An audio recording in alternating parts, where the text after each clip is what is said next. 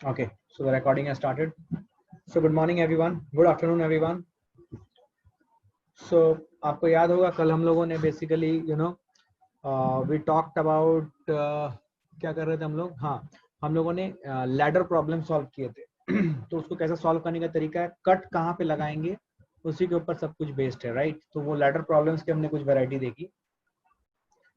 आज हम बेसिकली एक और नया कॉन्सेप्ट पढ़ेंगे which is known as the concept of Wheatstone bridge.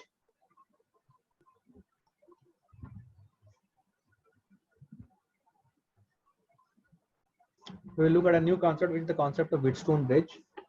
तो व्हीटस्टोन ब्रिज का कॉन्सेप्ट ऐसा है कि अगर आपको 5 रेजिस्टेंसेस का, ध्यान से सुनिएगा,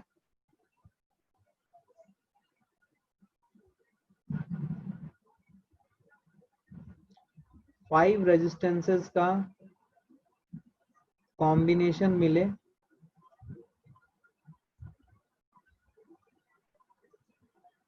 और कोई भी रेडिली सीरीज या पैरेलल में ना दिखे तो समझें कि शायद ये व्हीटस्टोन ब्रिज का सर्किट है।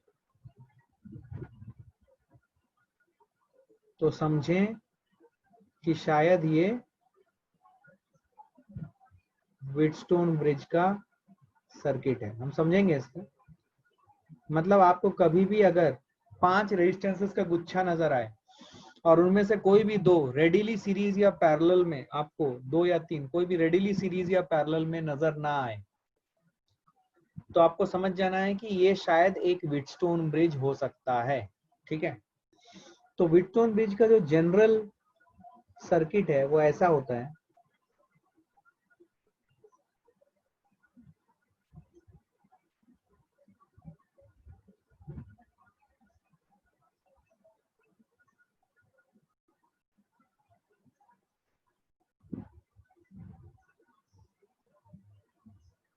मान लो ये R1, ये R2, ये R3, ये R4, ये R5। तो अगर ये 5 रेजिस्टेंस का गुच्छा देखोगे, देयर आर 5 रेजिस्टेंसेस। पहला हमने 5 रेजिस्टेंस की बात की, देयर आर 5 रेजिस्टेंसेस। तो यहाँ पे 5 रेजिस्टेंस का गुच्छा है, समझिए इस बात को। यहाँ पे 5 रेजिस्टेंस का आपको गुच्छा नजर आ रहा है। अब इसमें से कोई भी 2 रेडिली सीरीज या पैरेलल में आपको नजर नहीं आ रहा। आप R1 और R2 को पैरेलल नहीं बोल सकते, क्योंकि पैरेलल बनने के लिए दोनों रेजिस्टेंसेस के दोनों छोर एक ही पॉइंट पे आने चाहिए। ठीक है, तो ये देखिए R1 R3 सीरीज में नहीं है, R3 R5 भी सिमिलरली सीरीज में नहीं है या पैरेलल भी नहीं है। तो यहाँ पे कोई भी 2 रेजिस्टेंसेस आपको रेडिली सीरीज या पैरेलल में नहीं दिखे। तो ऐसे रेजिस्टेंसेस के सर्किट को आप लोग क्या बोलेंगे? Wheatstone bridge. यहाँ पे कुछ चीजें समझनी है आपको, वो क्या है मैं आपको समझाता हूँ। देखो, पहली बात कि जो पॉइंट्स है जिसके अक्रॉस में मुझे रेजिस्टेंस निकालनी है, अगर इनको ज्वाइन करने वाली लाइन खींचूं मैं तो ये इमेजिनरी एक लाइन है, ये एक इमेजिनरी लाइन है। तो इस इमेजिनरी लाइन के परपेंडिकुलर बाइसेक्टर में आपको एक रेजिस्टेंस मिल रहा है। 5 में से कोई एक रेजिस्टेंस इस इमेजिनरी लाइन के परपेंडिकुलर बाइसेक्टर में आपको मिलेगा।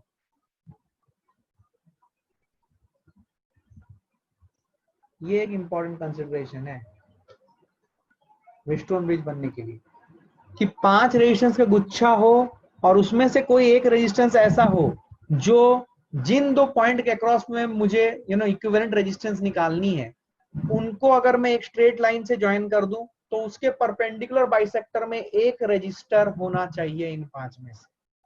क्या बात समझ में आई है? तभी ये व्हीटस्टोन ब्रिज बनेगा, तभी ये व्हीटस्टोन ब्रिज बनेगा। जैसे कि फॉर एग्जांपल, इस चीज को मैं इलैबोरेट करने के लिए समझाता हूं।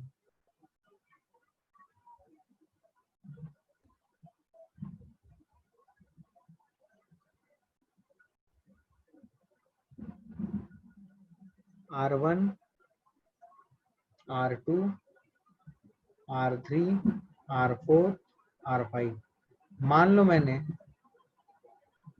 ऐसे कनेक्ट किया, क्या ये व्हीटस्टोन ब्रिज है? क्या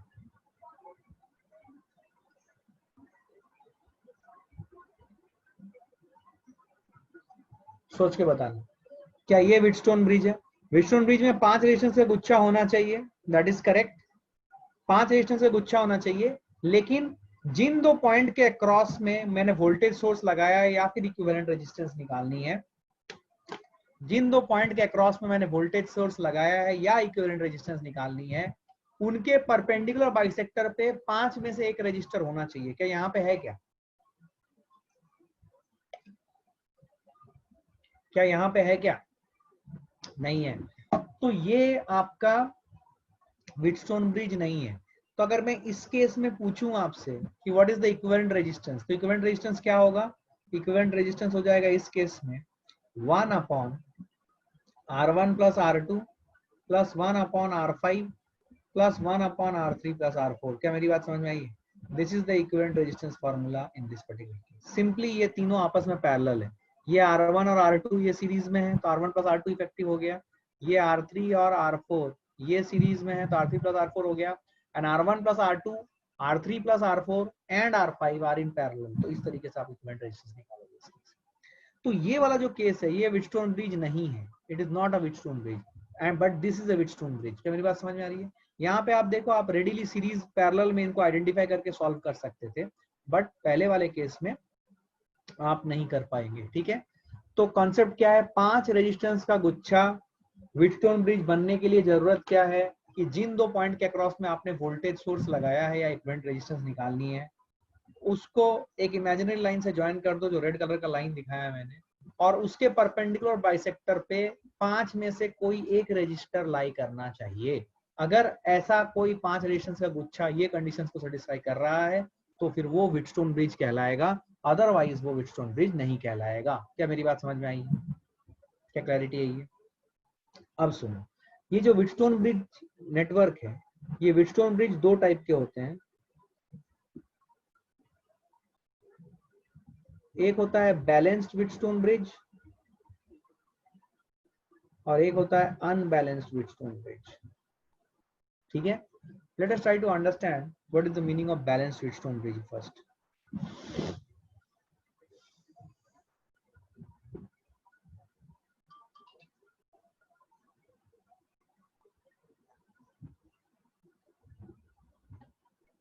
Let's talk about balanced Wheatstone bridge first.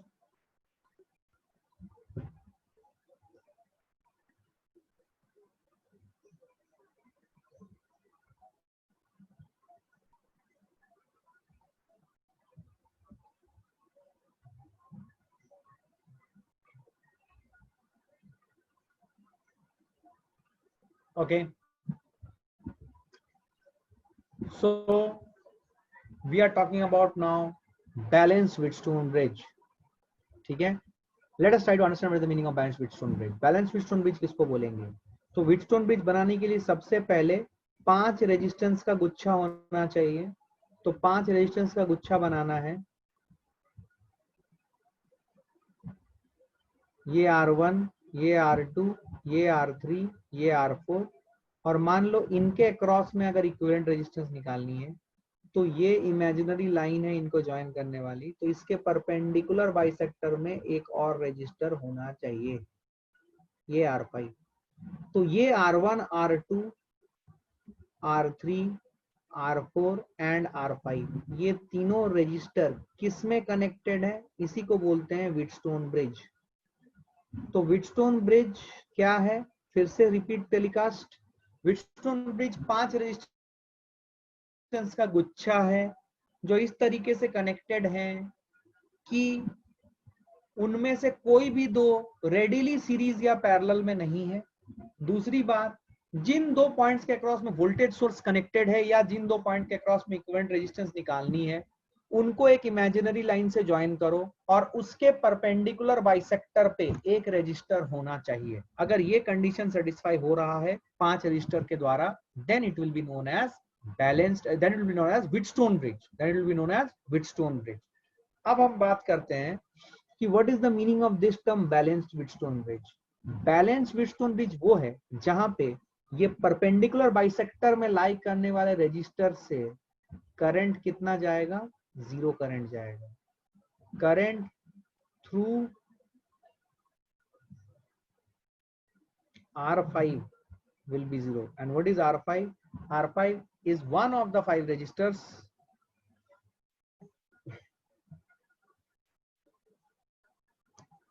which is on the perpendicular bisector of line joining the points about which resistance equivalent needs to be calculated. क्या मेरी बात समझ में आई? ठीक है, तो ये देखो R1, R2, R3, R4, R5. तो ये जो R5 है, ये R5 के थ्रू कोई करंट फ्लो नहीं करेगा. उस कंडीशन में उस व्हीटस्टोन ब्रिज को बोला जाएगा बैलेंस्ड व्हीटस्टोन ब्रिज. तो ये तो नॉर्मल व्हीटस्टोन ब्रिज था.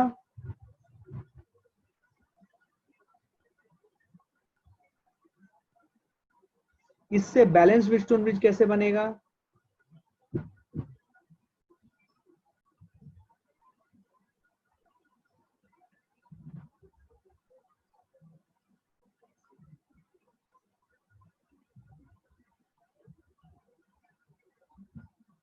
This is the balanced Wheatstone bridge.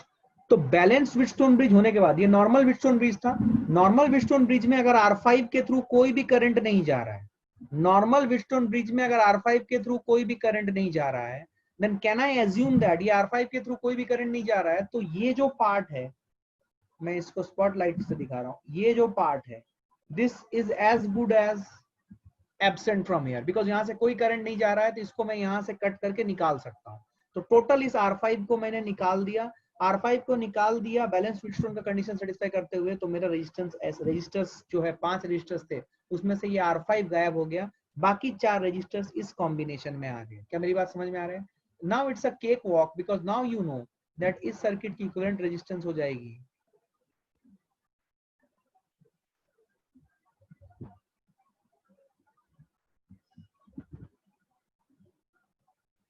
तो इसकी इक्विवेलेंट रेजिस्टेंस आ जाएगी. डायरेक्टली लिख रहा हूं मैं, बोलो समझ में आया कि नहीं?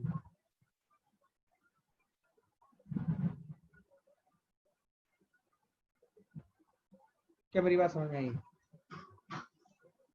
क्या मेरी बात समझ में आई? तो बैलेंस व्हीटस्टोन ब्रिज के कंडीशन में 5 रेजिस्टर्स के गुच्छे में से एक ऐसा रेजिस्टर होगा. वो कौन सा रेजिस्टर होगा? वो रेजिस्टर होगा जो परपेंडिकुलर बाइसेक्टर पे लाई कर रही है. जिन 2 पॉइंट्स के अक्रॉस में आपको इक्विवेलेंट रेजिस्टेंस निकालना है, उनको एक इमेजिनरी लाइन से ज्वाइन करें, जो मैंने यहाँ पे डॉटेड लाइन से दिखाया है. उसके परपेंडिकुलर बाइसेक्टर में 5वां रेजिस्टर है. उस रेजिस्टर से थ्रू अगर कोई करंट फ्लो ना करे, तो उस केस में व्हीटस्टोन ब्रिज बन जाएगी बैलेंस्ड व्हीटस्टोन ब्रिज. और अगर इस ये वाले कनेक्शन से कोई करंट फ्लो नहीं कर रहा है, then it is as good as. इसको मैं थोड़ा और अच्छे से बनाता हूं ताकि तुम्हें फील आ जाए. ये देखो,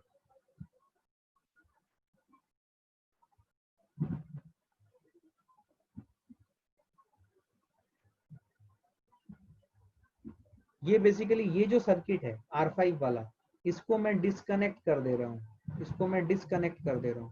अगर इसके थ्रू कोई भी करंट फ्लो नहीं कर रहा है, it is as good as this is absent from here. तो इसको टोटली डिस्कनेक्ट कर दो, हटा दो. तो हटा दोगे तो ये वाली सर्किट इधर आ जाएगी. और ये जो सर्किट बन रही है, this is the output of a balance Wheatstone bridge. तो अगर बैलेंस व्हीटस्टोन ब्रिज है, then it is simply R1, R2 and R3, R4 which are in parallel. तो इक्विवेलेंट रेजिस्टेंस आपका ये हो जाएगा. क्या मेरी बात समझ में आई? कैसे आया? क्या ये समझ में आया? This is balance Wheatstone bridge. क्या मेरी बात समझ में आ रही है? तो बैलेंस व्हीटस्टोन ब्रिज समझने का, आइडेंटिफाई करने का कंडीशन, सबसे पहले उसको व्हीटस्टोन ब्रिज जैसा दिखना चाहिए, मतलब 5 रजिस्टर से गुच्छा होना चाहिए. उसमें से एक ऐसा रजिस्टर होगा जो कि दोनों पॉइंट जिसके क्रॉस में इक्विवेलेंट रेजिस्टेंस निकालनी होगी, उसके परपेंडिकुलर बाइसेक्टर में लाई करेगा और उसके थ्रू कोई करंट फ्लो ना करे. तो इफेक्टिवली इसमें से आप ये जो मिडिल वाला लाइन में जो कंप्लीट सर्किट है, इसको आप तोड़ के बाहर भी निकाल दो, बिकॉज इसके थ्रू कोई करंट फ्लो नहीं कर रही है. तो कोई करंट फ्लो नहीं कर रही है, तो उस केस में जो आउटपुट सर्किट निकलेगा वो ये होगा और इक्विवेलेंट रेजिस्टेंस ये आ जाएगा. अब सवाल है कि क्या कंडीशन हो R1, R2, R3 और R4 में which will ensure that your Wheatstone bridge is a balanced Wheatstone bridge. फिर से सुनो, मैं इसको दूसरे पेज में लिखता हूं. So now the question is, what is the condition or what is the relationship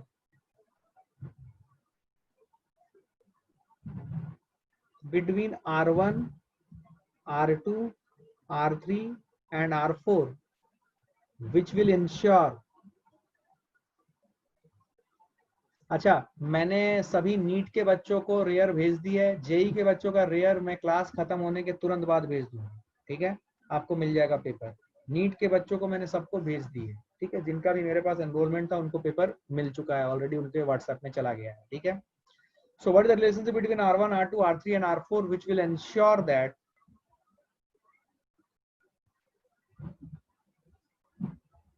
Wheatstone bridge is a balanced Wheatstone bridge. Wheatstone bridge is a balanced Wheatstone bridge.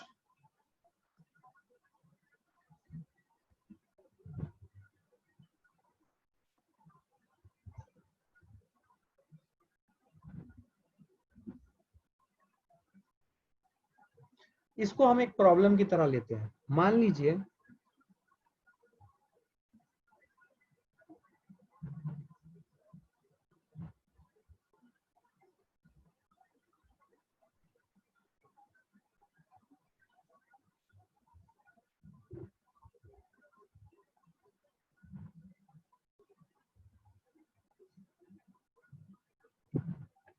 ठीक है, बैलेंस व्हीटस्टोन ब्रिज अगर होना है तो हमें पता है कि इसके थ्रू कोई भी करंट नहीं जा रहा है, यहाँ पे करंट जीरो है। अगर यहाँ पे करंट जीरो है, मान लो मैंने इसको एक बैटरी के थ्रू लगा दिया वोल्टेज V, तो यहाँ पे वोल्टेज V आ जाएगा और यहाँ पे वोल्टेज जीरो आ जाएगा। इस जगह पे मान लो वोल्टेज X है, बिकॉज रजिस्टर आ गया, यहाँ पे X है, तो यहाँ पे अगर X है तो यहाँ पे भी X होगा। लॉजिकल, यहाँ पे अगर X है तो यहाँ पे भी X होगा। Everybody is okay with this, कोई दिक्कत नहीं है। तो यहाँ पे भी X तो यहाँ पे भी X, तो ये X ये X, क्लैरिटी है ये। अच्छा, अब समझते हैं तो बैलेंस व्हीटस्टोन ब्रिज का कंडीशन क्या होगा। आइए, रिलेशनशिप निकालना है R1, R2, R3 और R4 में। कैसे निकालें? मान लो यहाँ से करंट I फ्लो कर रहा है, बैटरी से नहीं निकल रहा है, battery can not generate current. मान लो बैटरी के थ्रू जो करंट जा रही है वो I है, तो यहाँ तक I आई, इस तरफ मान लो मैंने I1 बोला गया और इस तरफ मान लो मैंने बोला I2 गया। मैं थोड़ा सा कलर चेंज कर रहा हूँ बिकॉज ये इसके थ्रू कोई करंट नहीं जा रहा, means it is as good as कि यहाँ पे कुछ भी नहीं है। तो ये जो I1 करंट जाएगा, क्या ये I1 करंट इधर से निकल जाएगा? और ये जो I2 करंट आएगा, क्या ये I2 करंट इधर से निकल जाएगा? क्या ये समझ में आएगा? जो मैंने यहाँ पे एरो की डायरेक्शन दिखाई है, एवरीबॉडी गॉट दिस? सब लोग बोलो, did everybody got this? Everyone? हाँ, ठीक है ऋषिकेश, कैसे आया वही देखना है बेटा। रिजल्ट याद रखना, गुड, अच्छी बात है, रिजल्ट याद रहना चाहिए, बट कैसे आया वही देखना है। सुन ध्यान से, ये देख, अभी मेरी बात सुन ध्यान से। ये जो I है, ये I इधर ब्रेक हुआ I1 में और I2 में, ठीक है। तो अब हम समझते हैं ये I1 को कैसे लिखे हम लोग, ठीक है। क्या I1 लिखने के लिए क्या मुझे ये करना पड़ेगा कि यू नो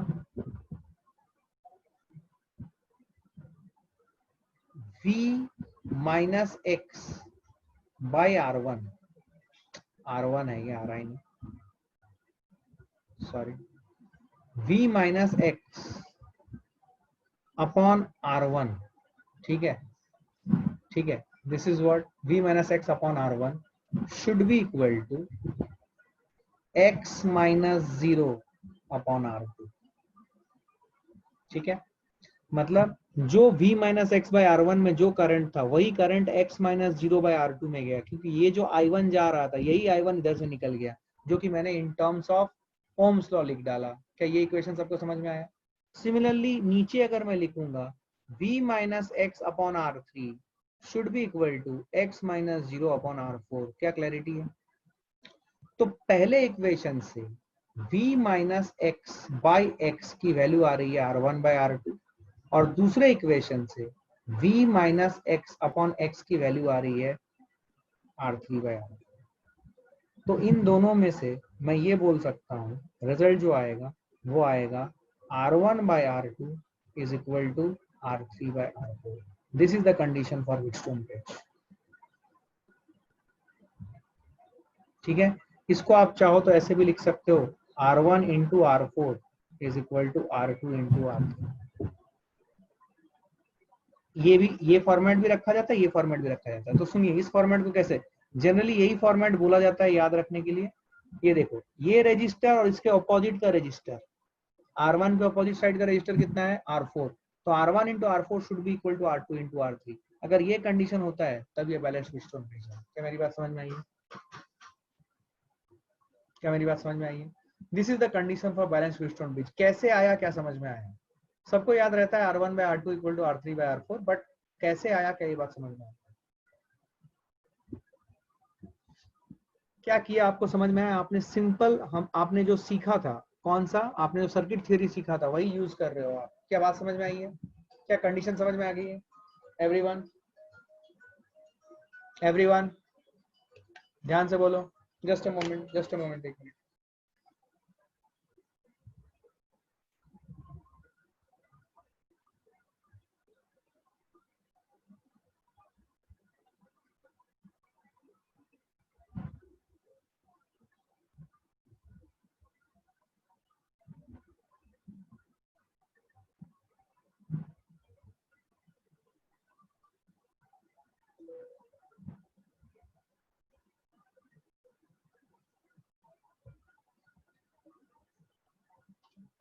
हाँ जी, बोलो, बोलना पड़ेगा, चुप नहीं रह सकते तुम। क्या आपको समझ में आ गया है? Did you understand the condition under which, मतलब क्या कंडीशन और रजिस्टर्स के बीच में कि वो बैलेंस व्हीटस्टोन ब्रिज बन जाए। बैलेंस व्हीटस्टोन ब्रिज बनने से हमें ये पता चलता है कि यहाँ के थ्रू, R5 के थ्रू करंट जीरो होगा, और इफेक्टिव रेजिस्टेंस क्या आएगी वो भी मैंने लास्ट आपके स्लाइड में बता दी है। इफेक्टिव रेजिस्टेंस अगर आपको याद होगा, it is equal to R1 plus R2 into R3 plus R4 divide by R1 plus R2 plus R3 plus R। सब पता चल गया। लेकिन क्या कंडीशंस होगी रजिस्टर्स के बीच में, जो 5 रजिस्टर्स, उसमें से 4 रजिस्टर्स के बीच में क्या कंडीशन हो कि R5 से करंट जीरो हो। That is the condition, R1 into R4 equal to R2 into R3। ऐसा याद रखा जाता है। क्या क्लैरिटी है ये इससे? पक्का?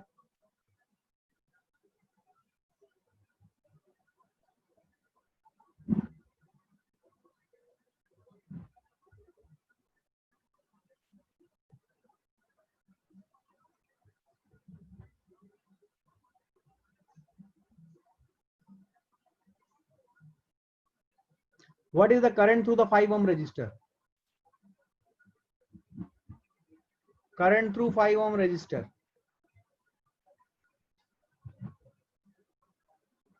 Current through 5 ohm register. देखिए 5 रेजिस्टेंस का गुच्छा है, करंट थ्रू 5 ओम रजिस्टर। बहुत बढ़िया। जो मैं चाहता था कि आप ना करो, आप वही कर रहे हो। सबसे पहले देखो, ये व्हीटस्टोन ब्रिज नहीं है भाई। ऐसे गधेड़ों टाइप और अंधों टाइप रेस्पॉन्स मत करो, तुमको यही सिखाया है मैंने। थोड़ा फास्ट कर दिया तो तुम पागल हो गए। What is the current through the 5 ohm resistor, बोलो। ये व्हीटस्टोन ब्रिज नहीं है भाई। जिन पॉइंट के अक्रॉस में बैटरी कनेक्टेड है, इक्विवेलेंट रेजिस्टेंस निकाले, उसके परपेंडिकुलर बाइसेक्टर पे थोड़ी ना जो है 5 ओम रजिस्टर। यहाँ पे जीरो नहीं है भाई।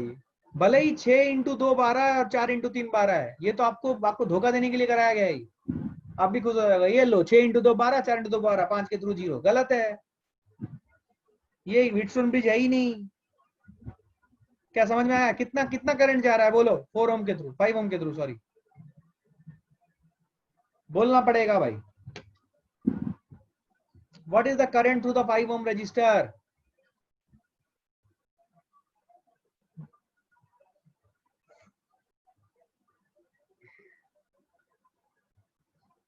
Correct, 4 amp is correct. Simple parallel में सर्किट है भाई। सर्किट थ्योरी लगाओ, आराम से खुश रहो, कुछ करने की जरूरत नहीं है। ये 20 वोल्ट, ये 0 वोल्ट, ये घूम के यहाँ पे 0 आ जाएगा, ये घूम के यहाँ पे 20 आ जाएगा। 5 ओम के अक्रॉस में, ये देख 5 ओम, फिर से बनाता हूँ। यहाँ पे 20 वोल्ट है, यहाँ पे 0 वोल्ट है, और ये 5 ओम है। बता इसके थ्रू करंट कितना है? करंट कितना आ जाएगा? ये करंट आ जाएगा 20 माइनस 0/5, 4 एम्पियर। सोएब को क्या हो गया? क्लियर है ये? तो 4 ampere is the correct answer. यहाँ पे ऐसा ऐसा बिल्कुल मत करना, 6 into 2 equal to 4 into 3, therefore current through 5 ohm resistor is 0 because it's a balanced Wheatstone bridge। ये गलत है। ये पूरा लॉजिक जो लगाएगा उसको एक बड़ा लड्डा मिलेगा। क्या मेरी बात समझ में आई है? क्या क्लैरिटी है? ये व्हीटस्टोन ब्रिज है ही नहीं, समझ में आया? चलो आगे बढ़ो। ये व्हीटस्टोन ब्रिज है ही नहीं, it's not a Wheatstone bridge. क्या क्लियर है ये?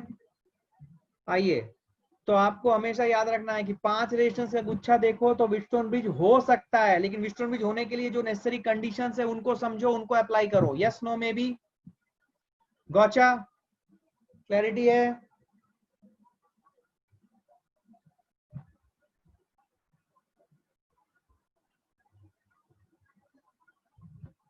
ठीक है, ओके। आइए, अब हम बात करेंगे अनबैलेंस्ड व्हीटस्टोन ब्रिज की।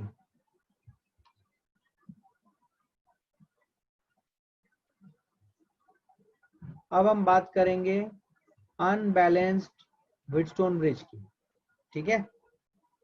अच्छा, as the name suggest unbalanced Wheatstone bridge, सबसे पहले तो व्हीटस्टोन ब्रिज होगा, उसी के बाद वो बैलेंस्ड या अनबैलेंस्ड होगा। तो सबसे पहले एक व्हीटस्टोन ब्रिज बनाते हैं।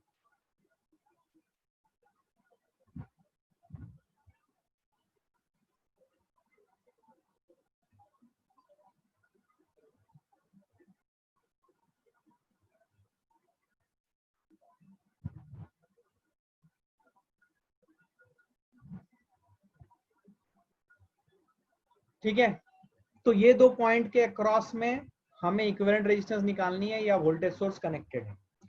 तो मुझे अनबैलेंस्ड व्हीटस्टोन ब्रिज है, ये बोल दिया गया है कि current through R5 is not equal to 0, ये बोल दिया गया है। और अगर ये कंडीशन आ जाए तो आपको समझ में आ जाता है कि this is an unbalanced Wheatstone bridge. This is an unbalanced Wheatstone bridge. क्या मेरी बात समझ में आई है? अगर ये कंडीशन सेटिस्फाई होता है that means this is an unbalanced Wheatstone bridge.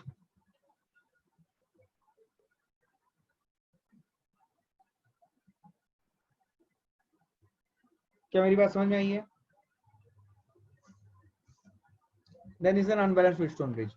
तो अनबैलेंस्ड व्हीटस्टोन ब्रिज ये कंडीशन है, या फिर इसी से हमें निकल के आएगा कि जो बैलेंस का कंडीशन हो रहा था वो नहीं होगा, मतलब R1 into R4 will not be equal to R2 into R3। ठीक है, तो एक्चुअली ये नहीं होने की current through R5 is not equal to 0, ये समझो। बट ऑल्टरनेटली या कोई एक बोल दे तो दूसरे इंप्लाई कर सकते हो। मतलब अगर मैं बोलूं कि current through R5 is not equal to 0, तो आप समझ जाइए कि इसका मतलब R1 R4 should not be equal to R2 R3, क्योंकि अगर R1 R4 equal to R2 R3 होता then current through R5 would have been 0 because it would have been a balanced Wheatstone bridge।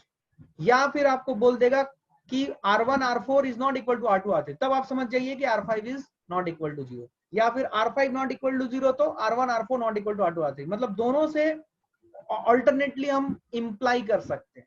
ठीक है, कि अगर हम बोले कि R1 R4 is not equal to R2 R3, that implies that current through R5 is equal to 0। या फिर उल्टा, अगर मैं बोलूं current through R5 is not equal to 0, that implies that R1 R4 is not equal to R2 R3। क्या मेरी बात समझ में आ रही है? गुड। अभी मेरा ऑब्जेक्टिव क्या है? मेरा ऑब्जेक्टिव क्या ये है कि ये जो 5 रेजिस्टेंस का गुच्छा बनाया गया है, ये 5 रेजिस्टेंस का गुच्छा का इक्विवेलेंट रेजिस्टेंस मुझे निकालना है।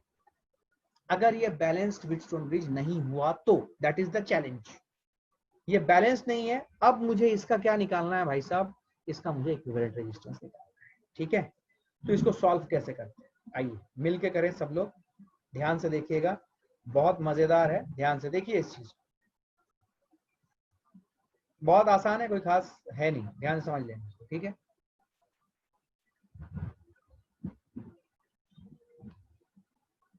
ये देखो, ये निकालने के लिए हम करेंगे क्या? हमें करना ये है कि हमें ये पॉइंट से एक बैटरी V वोल्ट की कनेक्ट कर देंगे। ठीक है, और हमें इस सर्किट में एक एमीटर लगा देना है। क्या लगाना है? एमीटर। आपने सुना होगा एमीटर क्या करता है? Ammeter measures current, it measures current. और ये वोल्टेज V का हमने एक बैटरी लगा दिया। ये वोल्टेज V का बैटरी लगाया है और कुछ नहीं बोला है, मतलब समझ जाइए कि ये वोल्टेज की टर्मिनल पोटेंशियल डिफरेंस। अगर E और R दोनों दिया रहता तो उस केस में टर्मिनल पोटेंशियल डिफरेंस आप निकालते E माइनस आई आर करके। अगर battery is acting like a source, मतलब वो डिस्चार्ज हो रहा तब ई माइनस आई आर। लेकिन अगर सिर्फ वी बोल दे तो ये समझ जाना है कि ये टर्मिनल पोटेंशियल डिफरेंस है, मतलब ई माइनस आई आर करके ये वैल्यू दे दिया गया है। क्या ये बात समझ में आ रही है? ये बात हमने की थी लास्ट क्लास में, याद है आपको? ठीक। तो वोल्टेज V वाली मैंने एक बैटरी लगा दी है इस सर्किट के अक्रॉस और ये एमीटर लगा दिया। ये एमीटर क्या मेजर करेगा? This ammeter will measure and give me the current that is passing through the ammeter. तो अगर हम लॉजिकली देखें तो ये जो सर्किट है, ये सर्किट ऐसी कुछ सर्किट है, एक बैटरी है और उसके पास एक 5 रेजिस्टेंस का गुच्छा है। ये 5 रेजिस्टेंस का गुच्छा का कुछ भी एक इक्विवेलेंट रेजिस्टेंस है, ये V है। तो करंट जो एमीटर मेजर करेगा वो हो जाएगा V बाय R इक्विवेलेंट। ठीक है, तो this is what the ammeter will. Practically unbalance Wheatstone bridge के सर्किट्स में, प्रैक्टिकली सुनना मेरी बात ध्यान से, एक्चुअली हमारे पास जब ऐसे 5 रेजिस्टेंस का गुच्छा होता है तो हमें इंडिविजुअल रेजिस्टर्स की वैल्यूज क्या है ये पता नहीं होती है, बहुत बार पता भी होती है। ठीक है, अगर पता नहीं हो और 5 रेजिस्टेंस का गुच्छा हो तो बेस्ट मेथड क्या है? मान लो कि वो अनबैलेंस व्हीटस्टोन ब्रिज है और सॉल्व कर लो, उससे आपको क्या मिल जाएगी? उससे आपको आर इक्विवेलेंट मिल जाएगी, और आर इक्विवेलेंट जो मिली है उसको आप फिर कंपेयर कर लो, क्या वो R1 plus R2 into R3 plus R4 by R1 plus R2 plus R3 plus R4 आ रहा है या कुछ और आ रहा है? उससे अलग आ रहा है तो वो बैलेंस्ड नहीं है, और अगर वही आ रहा है तो बैलेंस्ड। आपको समझ में आया मैंने क्या बोला? मैं थोड़ा सा एक्सप्लेन करूंगा इस पॉइंट को। देखिए, मैं ये बोल रहा हूँ कि ये जो भी रेजिस्टेंस का गुच्छा है, 5 रेजिस्टेंस का गुच्छा है, इसका कुछ ना कुछ तो रेजिस्टेंस होगा, उसको मैं बोल रहा हूँ आर इक्विवेलेंट, यही तो मुझे निकालना है। और अगर ये अनबैलेंस्ड हुआ तो निकालना है। ठीक है, जो बैलेंस्ड होगा तो अपने को समझ में आता है कि हम डायरेक्टली निकाल सकते हैं कैसे कैलकुलेशन करके। अनबैलेंस्ड हुआ तो इसको निकालना काफी डिफिकल्ट हो जाता है, तो इसीलिए ये मेथड एम्प्लॉय करते हैं। इसको हम लोग बोलते हैं VI मेथड, मतलब पोटेंशियल निकाला, अप्लाई किया और करंट निकाला और पोटेंशियल को करंट से डिवाइड कर दिया टू गेट इक्विवेलेंट रेजिस्टेंस। तो current is equal to V by R equivalent. तो R इक्विवेलेंट हम क्या करेंगे? हम R इक्विवेलेंट लेंगे V अपॉन I। V क्या है? जो वोल्टेज लगा है बैटरी का, और I क्या है? जो रीडिंग मुझे एमीटर दे रहा है। तो आसानी से मुझे इक्विवेलेंट रेजिस्टेंस मिल जाएगी। अब सवाल है कि हम इसको सॉल्व करके, ये तो प्रैक्टिकली करेंगे, लेकिन जब हम इसे थियोरेटिकली प्रॉब्लम सॉल्विंग में अप्लाई करेंगे तो कैसे इसको सॉल्व करेंगे? ठीक है, ये सॉल्व करने के लिए मैं आपको एक एग्जाम्पल के जरिए समझाता हूं, आपको क्लैरिटी के साथ समझ में आइए। सपोज मेरे पास ऐसा 5 रेजिस्टेंस का एक गुच्छा ले लो, 2 ओम, 4 ओम, 3 ओम, 5 ओम।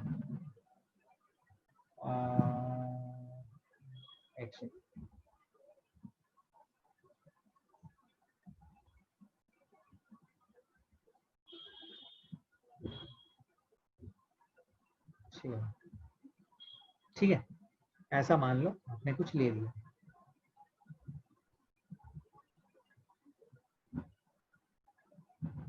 और ये एक लेट अस टेक दिस। मान लो मैंने इस रजिस्टर के गुच्छे को एक V वोल्ट के बैटरी के साथ कनेक्ट कर दिया, तो यहाँ पे भी V आ गया, यहाँ पे 0 आ गया। अब यहाँ से करंट I निकला है, जो बैटरी से होते हुए निकला, लेकिन बैटरी ने उसे जनरेट नहीं किया। ये करंट I इधर आया, इधर पे करंट I1 गया, इधर पे करंट I2 गया। ठीक है, something like this is happening. ठीक है, यहाँ पे मान लो पोटेंशियल X है, तो यहाँ पे पोटेंशियल Y होगी, बिकॉज ये अनबैलेंस व्हीटस्टोन ब्रिज है, तो यहाँ पे कोई ना कोई करंट फ्लो करेगी, because 2 into 6 is not equal to 4 into 2। तो ये अनबैलेंस व्हीटस्टोन ब्रिज है, तो यहाँ पे कोई ना कोई करंट फ्लो करेगी, तो यहाँ पे पोटेंशियल डिफरेंस आएगा। तो यहाँ पे अगर X है तो यहाँ पे Y है। ठीक है, अभी R इक्विवेलेंट जो होगी वो होगी I by V, sorry V by I, my mistake, V by I, and I is basically I1 plus I2। ठीक है, तो अगर हम ध्यान से सुनना, अगर हम किसी तरीके से I1 और I2 निकाल लें इन टर्म्स ऑफ V,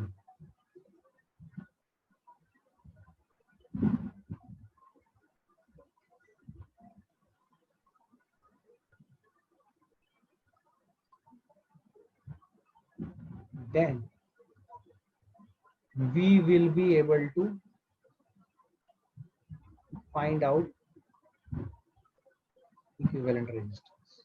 क्योंकि अगर I1 और I2 दोनों को V के टर्म्स में लिख देते हैं तो I1 सम कोफिशिएंट इनटू V, I2 सम कोफिशिएंट इनटू V, दोनों को जोड़ देंगे तो V आ जाएगा, V कट जाएगा और जो आएगा फाइनली जो फ्रैक्शन आएगा या जो भी आएगा that will be the equivalent resistance. Logic समझ में आया? अब हम सारा अपना जो बेसिक सर्किट थ्योरी का अंडरस्टैंडिंग है उसको यूज करके इसको सॉल्व करेंगे। सुनो ध्यान से, देखो हमारे पास यहाँ पे दो जंक्शन है, एक ये जंक्शन है और दूसरा ये जंक्शन है, ठीक है। अब हम इन दोनों जंक्शंस पे सेपरेटली जंक्शन लॉ लगाएंगे जो हमने सीखा हुआ है। हमने ये पढ़ा हुआ है, अगर आपको याद होगा कि जंक्शन लॉ लगाते वक्त हमने ये पढ़ा है कि जिस जंक्शन का पोटेंशियल अपने को पता नहीं होता है उसको हम लोग आर्बिट्ररी हाईएस्ट पोटेंशियल मान के वर्क करते हैं। तो क्या मैं इसको ऐसे लिखूं, x minus v upon 2 plus x minus 0 upon 4 plus x minus y upon 1, क्या ये 0 के बराबर है? पहला इक्वेशन बोलो। ये जंक्शन पे मैंने जंक्शन रूल लगा दिया, याद है जंक्शन रूल ऐसे लगाते थे, जिसको हम लोग जिसका पोटेंशियल पता नहीं होता था, याद करो यही सर्किट थ्योरी में हमने पढ़ा था कि जिसका पोटेंशियल पता नहीं होता क्या उसको आर्बिट्ररली हाईएस्ट पोटेंशियल मान लेते हैं और आगे बढ़ते हैं। हाँ ना, पता नहीं।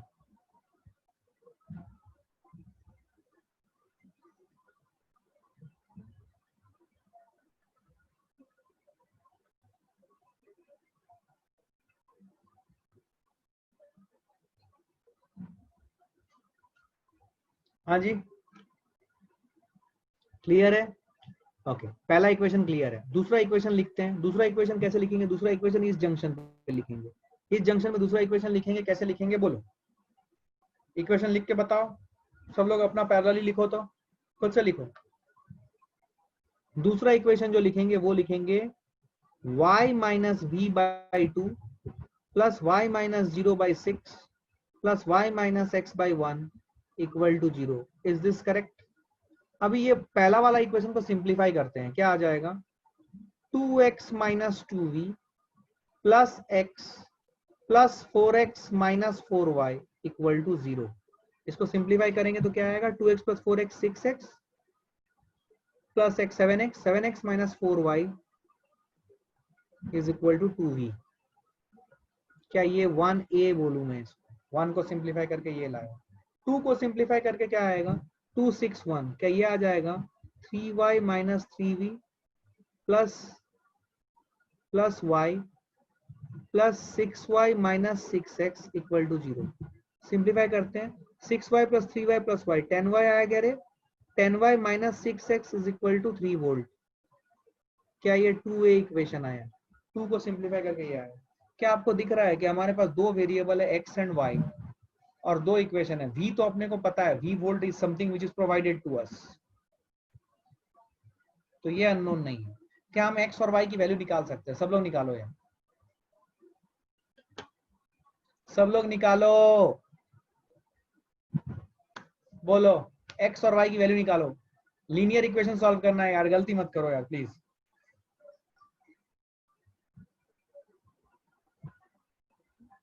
लीनियर इक्वेशन सॉल्व करना है, गलती मत करो। Linear equation in two variable है, जल्दी बताओ इसका आंसर क्या क्या है? x और y की वैल्यूज बताओ, फ्रैक्शन में ही आएगी, फ्रैक्शन में ही आएगी, जल्दी बताओ, जल्दी बताओ।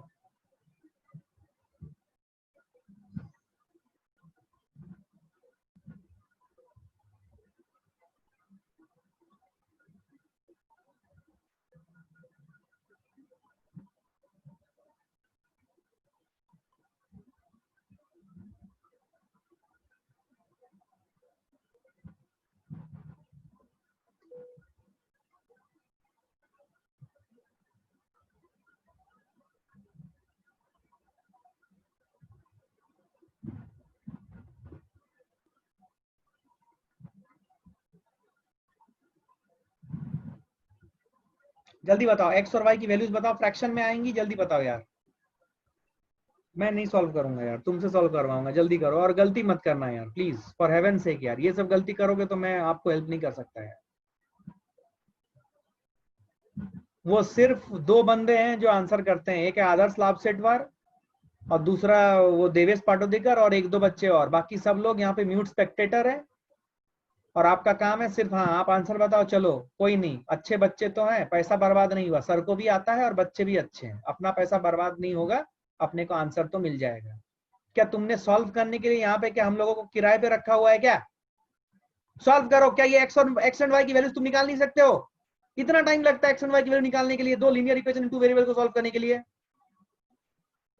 It's ridiculous, means I don't understand this. I really don't understand this. ये सब सॉल्व करने में इतना टाइम तुमको लग रहा है? खड़ाक से बोलो जल्दी, क्या लिखो बोलो एक्स की वैल्यू, तुम्हें बोलना है।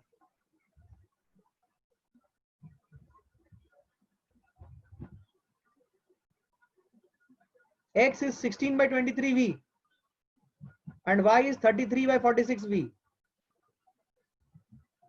Okay, 16 by 23v and 33 by 46v. That's what you are saying.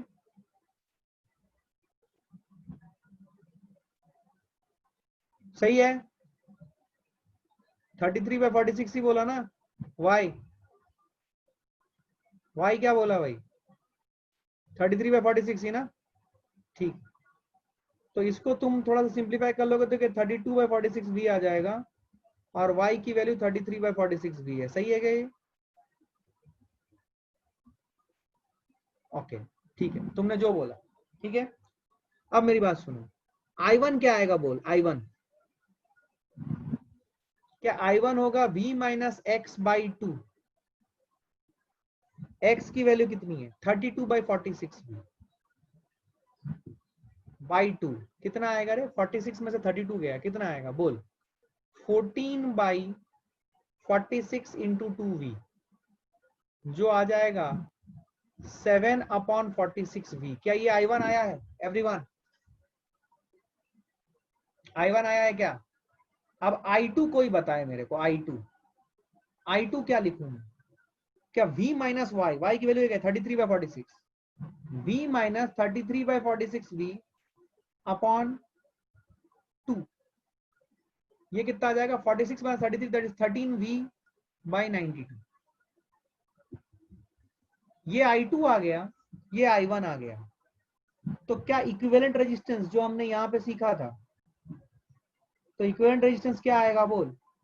V divided by I1 plus I2, 13v upon 92 that is I2 and I1 is 7/46 या 14/92v। किसी को कुछ नहीं आया भाई? v कॉमन ले ले, कितना आएगा बोल? 13 प्लस 14 इज 27/92v। सही किया क्या मैंने?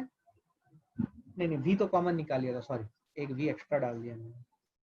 अब सही है, देख v ने v को मार दिया, आपका आंसर आया 92/27। This is your answer of equivalent resistance. क्या मेरी बात समझ में आई है? क्या आपको पूरा वर्कआउट समझ में आया बोलो? ये कहलाता है VI method for finding out equivalent resistance of a Wheatstone bridge. क्या मेरी बात समझ में आई?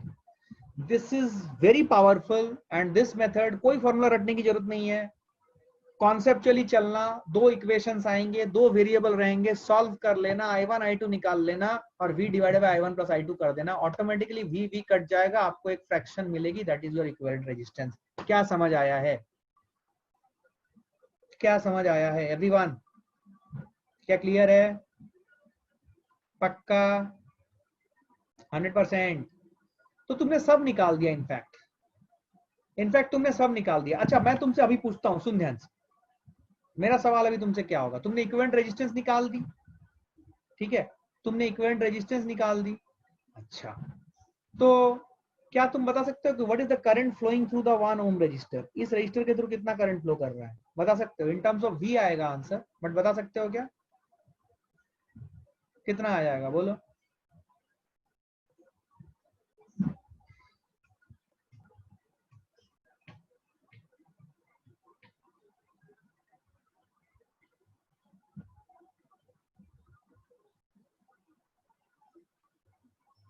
v/46। डायरेक्शन सही है क्या आदर्श, या डायरेक्शन उल्टा है? डायरेक्शन ऑफ करंट सही है या उल्टा है? डायरेक्शन ऑफ द करंट सही है क्या या उल्टा है? डायरेक्शन ऑफ करंट मैंने जो बनाया है वो सही है या उल्टा है? उल्टा है, करेक्ट। क्योंकि y की पोटेंशियल ज्यादा है। देख y है 33/46 और x है 32/46, तो तेरे को समझ में आ गया कि करंट जो है वो ऐसे फ्लो करेगा, नॉट ऐसे। तो ये सवाल अपने आप में बहुत सारे मल्टीपल ऑप्शंस क्वेश्चंस करेक्ट हो सकते हैं, मतलब मल्टीपल ऑप्शंस या बहुत सारे क्वेश्चंस इसके साथ बन सकते हैं कि what is the direction of current in the 1 ohm resistor, what is the current in the 1 ohm resistor, ठीक है। और अगर मैं V की वैल्यू दे दूं तो तुम करंट की मैग्नीट्यूड भी निकाल सकते हो, यस और नो, तो तुम करंट की मैग्नीट्यूड भी निकाल के मुझे बता सकते हो, ठीक है। What is the current through the 6 ohm resistor, what is the current through the 6 ohm resistor, सब बता सकते हो। This is the beauty of circuit theory. Circuit theory complete mastery करना, बिकॉज इसके बाद कैपेसिटर्स चैप्टर स्टार्ट होगा, उसमें भी यही सब चीजें चलेंगी। सर्किट थियरी आपको 100% क्लियर होना है। सर्किट थियरी जितना अच्छा करोगे उतना आपका इलेक्ट्रिसिटी चैप्टर में आपका हाथ बैठेगा और उतना आपको कॉन्फिडेंस आएगा। Circuit theory is must for success, ठीक है। तो पूरा फोकस उसी पे डालें, सर्किट थियरी के ऊपर। जल्दी बोलो आंसर क्या है? किसी का आंसर नहीं आया भाई, सब सन्नाटे में, किसी का आंसर नहीं है, बोलो बोलो।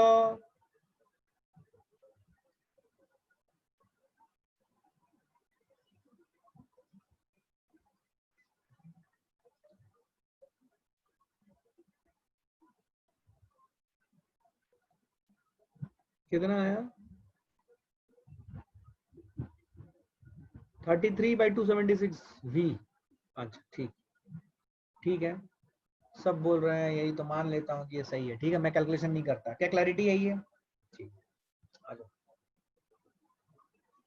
अभी हम यू नो अभी हम एक और मेथड सीखेंगे फॉर कैलकुलेटिंग इक्विवेलेंट रेजिस्टेंसेस, ठीक है। अभी हम symmetry methods for calculating equivalent resistances of complex circuits देखेंगे, सिमेट्री मेथड, ठीक है। सब लोग ध्यान दें। ये देखिए ये जो सिमेट्री के मेथड है, there are 2 methods of symmetry. Symmetry methods जो होते हैं वो 2 मेथड होते हैं। एक होती है मिरर सिमेट्री और दूसरी होती है फोल्डिंग सिमेट्री, ठीक है। अभी हम समझेंगे कि ये मिरर सिमेट्री और फोल्डिंग सिमेट्री क्या है, ठीक है। मिरर सिमेट्री, जैसे कि इसको एक्सप्लेन करने के लिए मैं आपके सामने जो सिंपलेस्ट सर्किट है वो व्हीटस्टोन ब्रिज। व्हीटस्टोन ब्रिज एक ऐसा सर्किट है which satisfies both mirror and folding symmetry, ठीक है। आइए देखते हैं Wheatstone bridge. By the way कौन सा Wheatstone bridge? Balance Wheatstone, unbalanced नहीं, ठीक है। आइए मान लीजिए मैं आपके सामने एक बैलेंस व्हीटस्टोन ब्रिज बना रहा हूं, ध्यान से देखिएगा। एक बैलेंस व्हीटस्टोन ब्रिज बना रहा हूं मैं।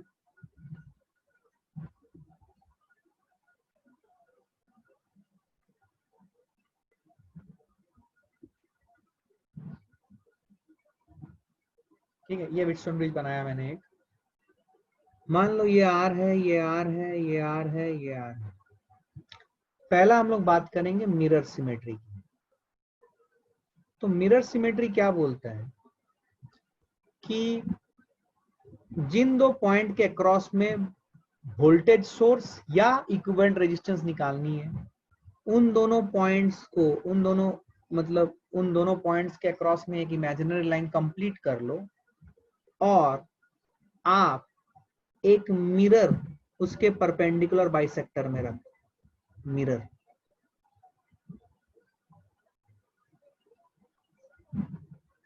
अगर मिरर के लेफ्ट हैंड साइड वाला पोर्शन मिरर के राइट हैंड साइड वाले पोर्शन का इमेज, ऑब्जेक्ट और इमेज का रिलेशनशिप अगर सेटिस्फाई करता है तो फिर वो मिरर सिमेट्री है।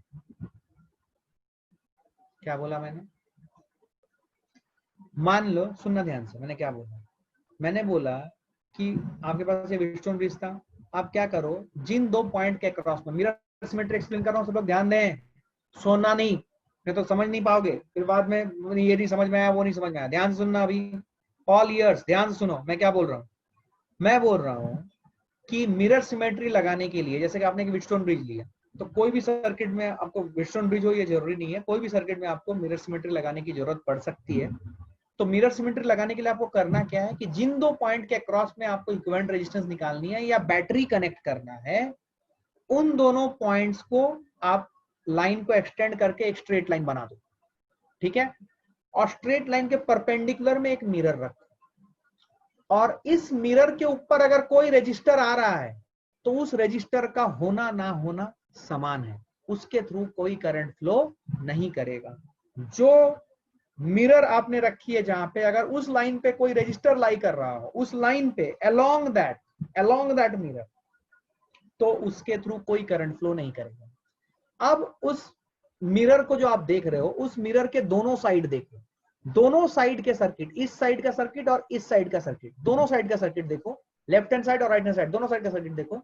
अगर लेफ्ट हैंड साइड और राइट हैंड साइड एक दूसरे के मिरर इमेज है तो फिर वो सिमेट्री क्या कहलाती है? Mirror symmetry. क्या मेरी बात समझ में? पहले समझो कि मिरर सिमेट्री किसे बोलते हैं, क्या क्लैरिटी है? ये मिरर कैसे रखना है, जिन दो पॉइंट्स के अक्रॉस में इक्विवेलेंट रेजिस्टेंस निकालनी है या जिन दो पॉइंट्स के अक्रॉस में आप वोल्टेज सोर्स कनेक्ट करने वाले हो, उनको एक स्ट्रेट लाइन से ज्वाइन कर दो और उसके परपेंडिकुलर बाइसेक्टर पे एक मिरर रख दो, और चेक करो कि left hand side of the mirror में जो भी आपके रेजिस्टेंसेज हैं और राइट हैंड साइड में जो भी रेजिस्टेंसेज हैं, क्या वो ऑब्जेक्ट इमेज का रिलेशनशिप सेटिस्फाई कर रहे हैं या नहीं।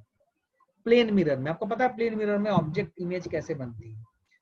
अगर एक प्लेन मिरर हो, आपने प्लेन मिरर बेसिक तो पढ़ा हुआ है ना, अगर एक प्लेन मिरर है, ऑब्जेक्ट ऐसा है, तो इमेज कैसा होगा? इमेज ऐसा होगा क्या?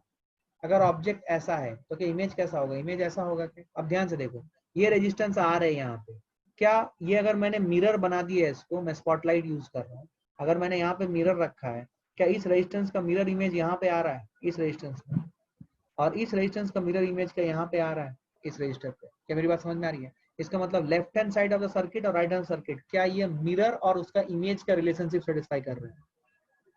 तो क्या यहाँ पे मिरर सिमेट्री है? और दूसरी बात मैंने क्या बोली कि जहां पे आप मिरर रख रहे हो, अगर उसी लाइन के अलोंग कोई रजिस्टर है, उस लाइन के अलोंग, याद रखना, उसके परपेंडिकुलर नहीं, उस लाइन के अलोंग अगर कोई रजिस्टर है तो उस रजिस्टर के थ्रू कोई करंट फ्लो नहीं होगा। क्या मेरी बात समझ में आई? क्या मेरी बात समझ में आई? क्लैरिटी आई है? तो फिर अब ये सर्किट क्या हो जाएगा? ये सर्किट जो आपने मिरर लिया था, मिरर के दोनों साइड में सर्किट सेम है, मतलब जैसे जैसे यहाँ पे करंट फ्लो करेगा, मान लो ये करंट आए हैं, तो यहाँ पे भी करंट आई ही चला जाएगा। सिर्फ एक डिफरेंस है मिरर के रेस्पेक्ट में, बताता हूँ। ये I1 है और ये I2 है मान लो, तो इधर भी I1 आ जाएगा और इधर भी I2 आ जाएगा। मिरर, एग्जैक्ट मिरर से क्या डिफरेंस है सुनना, ये I1 इधर जा रहा है, अगर मिरर होता तो यहाँ पे I1 की जो डायरेक्शन होती वो इधर होती, अगर एक्चुअल मिरर की तरह एक्ट करता तो। बट यहाँ पे I1 की डायरेक्शन इधर ही होगी, जिधर I1 इधर जा रहा है उसी तरफ I1 नीचे की तरफ आएगा, नॉट ऊपर की तरफ। अगर मिरर होता तो यहाँ पे अगर ऐसा ऑब्जेक्ट जा रहा तो दूसरा ऑब्जेक्ट भी ऐसे जाता है, मिरर के ऊपर मीट करने की कोशिश करते, तो वो वाला पॉइंट सिर्फ सेटिस्फाई नहीं होगा। तो यहाँ पे अगर I1 जा रहा है तो यहाँ पे भी I1 आएगा, यहाँ पे अगर I2 जा रहा है तो यहाँ पे भी I2 आएगा, और फिर यहाँ से I निकल जाएगा, इधर I जा रहा है तो इधर से भी I निकल जाएगा, बाकी सब। तो अगर ऐसा हो रहा है और ये जो मिरर के ऊपर जो रजिस्टर है उसका होना ना होना बराबर है, इसका मतलब ये सर्किट ऐसा बन गया।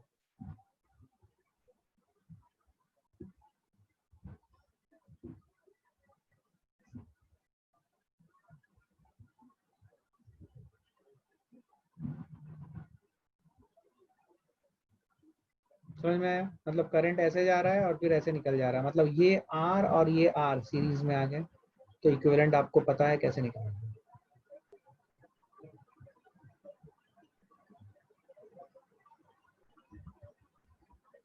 क्या आपको फोल्डिंग सिमेट्री समझ में आई? क्या आपको फोल्डिंग सिमेट्री समझ में आई? समझ में आई? अच्छा sorry, mirror symmetry folding symmetry बोल रहा हूँ, सॉरी मिरर सिमेट्री। समझ में आई क्या? अच्छा दूसरी बात, मिरर सिमेट्री में एक और अच्छा पॉइंट ये है कि मिरर सिमेट्री में जैसे कि आपने अभी देखा कि मिरर जहां पे है वहां पे अगर कोई रजिस्टर है उसका कोई वैल्यू नहीं है, और दूसरी बात मिरर के अलोंग अगर कोई जंक्शन है तो उस जंक्शन को तोड़ सकते हैं। अगर मिरर के अलोंग, जिधर मिरर है उस तरफ अगर कोई जंक्शन आ रहा है, जंक्शन मतलब दो तीन रजिस्टर्स का जंक्शन है, तो उस जंक्शन को हम तोड़ सकते हैं। तोड़ सकते हैं मींस तोड़ेंगे कैसे? तोड़ेंगे ऐसे जिसमें कि वो करंट के डिवीजन की रूल सेटिस्फाई हो, मतलब करंट ऐसे घूम के जा रहा है, उसके डिवीजन की रूल सेटिस्फाई हो। मैं एक्सप्लेन करता हूं, आपको समझ में आएगी, ध्यान से सुनना। एक सवाल लो, सपोज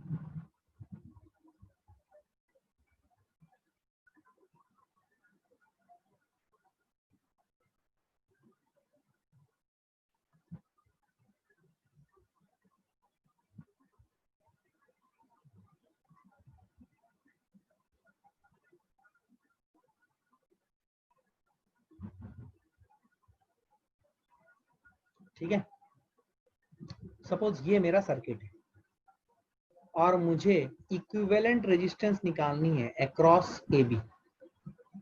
ठीक है, तो ये जो सवाल है, ये सवाल पहले तो मैं मिरर सिमेट्री से करके दिखाता हूं, और ये सवाल पे आपको बाद में समझ में आ जाएगा कि यहाँ पे फोल्डिंग सिमेट्री भी लग सकती है।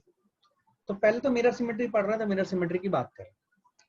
तो ए और बी को ज्वाइन करने वाली सरल रेखा ये है, और इस सरल रेखा के परपेंडिकुलर में कहीं पे हमारा मिरर रहेगा। तो यहां पे हमारा मिरर रहेगा। Let me put it like this, this is my mirror. क्या मेरी बात समझ में आई है? ध्यान से देखो, इस मिरर के लेफ्ट हैंड साइड और इस मिरर के right hand side exactly same होना चाहिए। अब यहाँ पे आर आ जा रहा है जो कि रजिस्टर को कट कर रहा है, बट ये आर रजिस्टर मिरर के अलोंग नहीं है, मिरर के परपेंडिकुलर है। तो इसको और अच्छा बनाने के लिए मैं इस सर्किट को फिर से रीड्रॉ कर रहा हूं।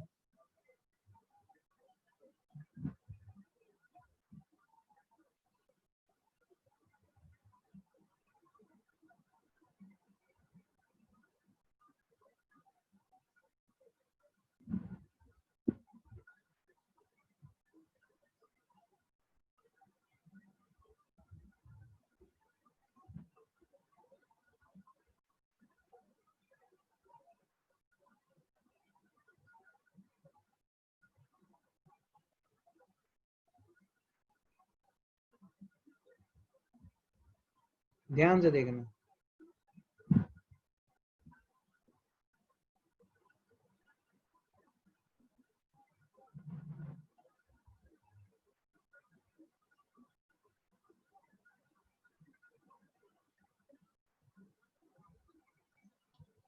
समझ में आया?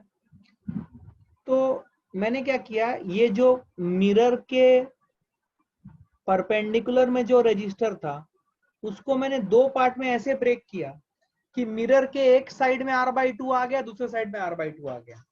अब मैं चाहता हूं कि आप मिरर के लेफ्ट हैंड साइड में जो भी प्रेजेंट है और राइट हैंड साइड में जो भी प्रेजेंट है, चेक करके देख लें क्या वो एक दूसरे के मिरर इमेज है या नहीं। चेक करें।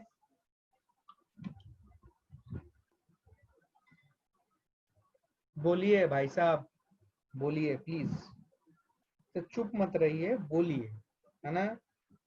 आप फिजिक्स कर रहे हो, आपको बोलना पड़ेगा भाई, है ना, अक्ल लगानी पड़ेगी। और ये बहुत सिंपल सिंपल टॉपिक कर रहे हो तुम, कुछ भी कॉम्प्लेक्सिटी नहीं, अब सारे टॉपिक सिंपल ही आएंगे। हाँ, अगर रेजिस्टेंस परपेंडिकुलर आया मिरर के तभी उसे तोड़ोगे भाई, इक्वल पार्ट्स में। अलोंग द मिरर अगर कोई भी रजिस्टर आया, उसको सीधा सीधी गायब कर दो, उसका होना नहीं होना सेम है। क्या मेरी बात समझ में आई है? मिरर इमेज है क्या? मिरर इमेज है, बिल्कुल सही बोले तुम, एकदम सही, एब्सोल्युटली करेक्ट, मिरर इमेज है। अब मेरी बात सुन ध्यान से। इधर से मान ले आई जा रहा था, इधर से गया I1 और इधर से गया I2, तो इधर से वापस आएगा I2 और इधर से वापस आएगा I1। क्या मेरी बात समझ में आ रही है? और इधर से चला जाएगा I। सिर्फ देखो मिरर में ये I इधर ही जा रहा है और ये I भी इधर ही जा रहा है। एक्चुअली अगर मिरर में देखते तो कोई भी एरो बनाते हो तो उसके ऑपोजिट डायरेक्शन में एरो आ जाती है मिरर के दोनों साइड में, वो नहीं हो रहा है, करंट को आपको फ्लो करा देंगे। अच्छा, ये I1 इधर आया, ये I1 से यहाँ पे चला गया मान लो I3 और यहाँ पे चला गया मान लो I4। जो I3 ऐसे गया वही I3 यहाँ से निकल के आएगा और जो I4 ऐसे गया वही I4 यहाँ से निकल के आएगा। क्या मेरी बात समझ में आई है? कि यहाँ से I3 I4 निकल रहे थे, यहाँ पे I3 I4 मिल रहे हैं। सिमिलरली ये I2 अगर इधर से I5 गया और इधर से I6 गया तो इधर से वापस I6 आ जाएगा और इधर से I5 वापस आ जाएगा। क्या मेरी बात समझिए? I5 I6 गया, I2 बन के फिर वापस आ गया। जब आपने ये होते हुए देखा तो आपके दिमाग में एक विचार आया होगा कि यार ये यहाँ से अगर I4 जा रहा है और यहीं से I4 निकल जा रहा है, इसका मतलब यहाँ पे जो जंक्शन है, इस जंक्शन का होना ना होना सेम है। किसका जंक्शन? दो वायर जो मीट कर रहे थे। इसका मतलब ये सर्किट को मैं अगर फिर से रीड्रॉ करूं, फिर से करना पड़ेगा, थोड़ा सा एफर्ट है, बट आपको समझ में आ जाएगा। ये देखना ध्यान से देखना।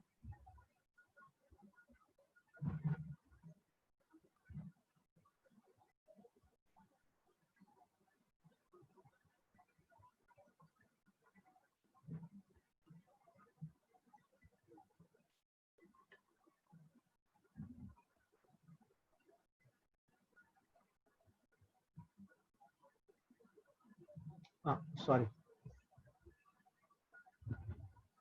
सुनो ध्यान से अभी।